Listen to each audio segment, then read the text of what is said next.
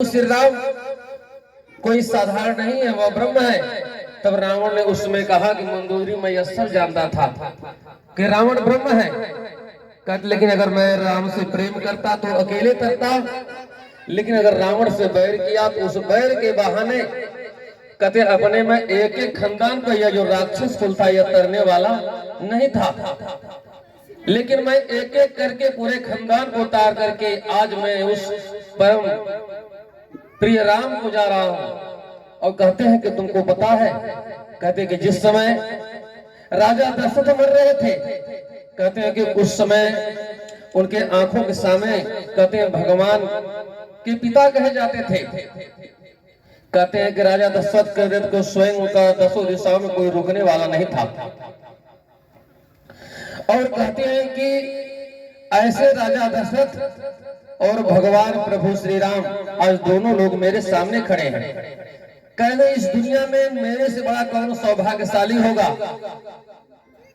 कि जो मरते वक्त भगवान राम और भगवान राम को इस दुनिया में लाने वाले दोनों लोग मेरे सामने पिता और पुत्र खड़े हैं। और राजा दशरथ जब मर रहे थे तो कई चारों पुत्रों में से उनके सामने कोई नहीं था। तो कहते हैं कि मेरे से बड़ा सौभाग्यशाली इस दुनिया में कौन होगा। इसलिए हे मंदोदरी, कहा गया है कि जन्म जन्म मुनि जतन कराही और अंत नाम मुखी आवत नाही। कहते हैं बड़े बड़े ऋषि महर्षि तपस्वी जन्मों जन्म तक इसी आस में तपस्या करते रहते हैं कि शायद मरते वक्त राम का नाम आ जाएगा। कहते हैं जब राम का नाम आने से मुक्ति मिल सकती है तो आज वह राम जो मेरे सामने खड़े हैं उनके हाथों में मारा जा रहा हूं। और कहते हैं जानते हैं कि जितना राम का महत्व है उतना ही रावण का भी महत्व है। कहते हैं रावण कंस आदि जितने भी आतताई थे प्रभु श्री राम से भगवान से उन्होंने कहा कि हे प्रभु, आप तो सबको तारते हुए चले जा रहे हैं, लेकिन हमारे लिए हम लोगों के लिए आपने क्या सोचा है। तो भगवान ने कहा कि जैसी आप लोगों की आज्ञा हो। कहे प्रभु आज इस धराधाम पर आपने अवतार लिया है तो आपके इस अवतार लेने का कारण मैं लोग ही हूं। अगर रावण न होते तो राम नहीं आते, कंस न होता तो कृष्ण नहीं आते। कभी अगर दुख न हो तो सुख की अनुभूति भी नहीं हो सकती। इसलिए जितना राम का महत्व है उतना रावण का भी महत्व है। लेकिन बात है वही कि भरा नहीं जो भावों से बहती, जिसमें रसधार नहीं वह हृदय नहीं है, पत्थर है जिसमें स्वदेश का प्यार नहीं। सब कुछ करते हुए अपने धर्म को याद करते हुए जिसमें राष्ट्र की भावना है वह राष्ट्र भाव है। लिखा गया है गीता में कि भाव विद्यते देवता, और जो भाव से देवत्व को प्राप्त करता है वह स्वयं देवत्व हो जाता है। कहता देवम भूत्वा देवम जयेत, देवता बनकर ही देवता को कोई प्राप्त कर सकता है।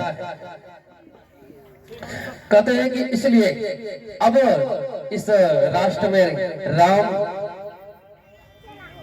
की प्राण प्रतिष्ठा हो चुकी है, लेकिन कई बार मंदिर बने और कई बार तोड़े गए।